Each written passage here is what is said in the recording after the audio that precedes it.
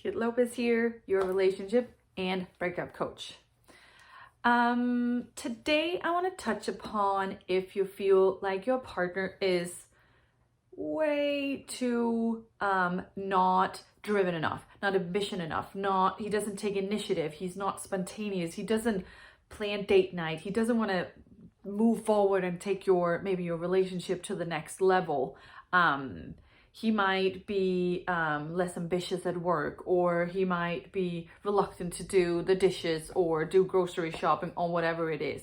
You feel like he's not action oriented and he cannot take initiative.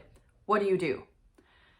First, I want to touch upon how the fact that he is in your life might be because, or is most likely, or most often, or probably obvious, is because you are in your masculine energy the most of the time, which is, moving forward, driven, action oriented, and he therefore is in his feminine energy. He's lean back, passive, he's the receiving part in your relationship.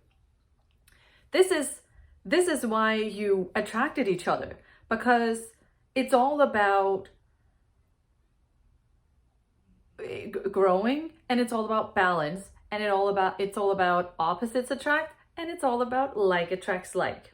So opposites attract. You are very focused in you are in your masculine energy a lot, so you attract a partner that's the opposite, who is very much in his feminine energy. Like attracts like. Well, you might be at a point right now where you need to move past that, because you need some sort of feminine energy to balance that thing out. You might need it in terms of your work, or you might have ambition other places, and he might be in a place in his life where this is very black and white put up. It's just to see that you both on this same vibrational level right now, where you need what he has and he needs what do you have, and that's why you come together. So in the beginning, it's all fun and games, and you're all in love, and you might not have been able to see that it's actually the opposite of what you encompasses that basically made you fall in love with him. But now, because he's so different than you might feel a little annoyed or a little frustrated. So if you want him to, connect more with that drive and that initiative and that spontaneity, I don't know if that's the word, you need to, guess what, embody more of your feminine energy. You need to start with you, because you cannot put anything into him that he does not know that he needs to do.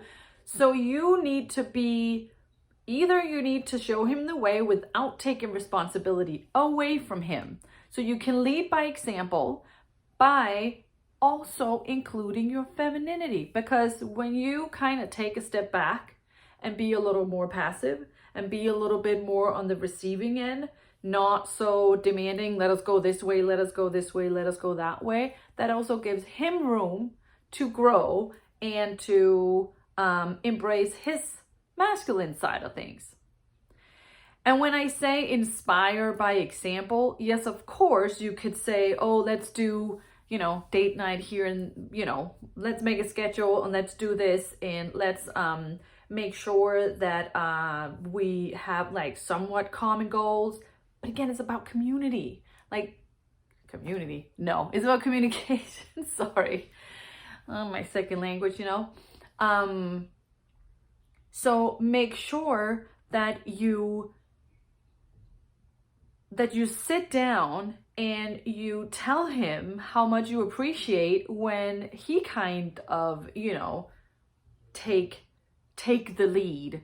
Because you also get a little tired sometimes, and you also want to, sit back and do things.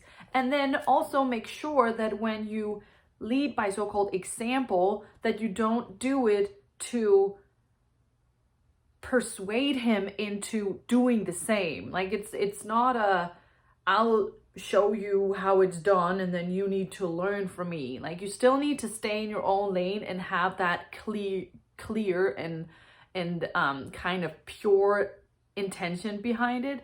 Like, this is where you want the two of you to go together, and you don't want to do this just to inspire him, but you do this because you appreciate the two of you having designated time together, or you appreciate that you are growing together, growing stronger, doing things together. And that takes planning sometimes. So you need to like put things into motion, because they won't just happen unless someone takes action. And then also just sit back and not be as masculine sometimes, or so driven or action oriented, and also just like, yeah, as I said earlier, embrace your feminine energy more, so there's room for your partner, your husband, your man, your boyfriend, whatever, to take the space and to claim his masculinity in the void that is now left there, because you are leaning back into your feminine energy. So you can't really force him to be something that he's not. And if you fell in love with him because he is very sensitive and he has such a great heart, and he's on many levels much more intuitive than you, or who knows how his characteristics are put together so that you fell in love with him, just know that most likely, or that's basically the case all the time, is whatever you don't like now is exactly the thing that made you fall in love with him, because you need to balance that out within yourself. And you need a person to show you how to, because you've closed it off within yourself. So for you to be able to move forward to that, you need a person who can also lead by example to show you how it's done. If you have any questions at all, or if you have any comments, feel free to, in the comment section below. I'll do my best to answer all of you guys.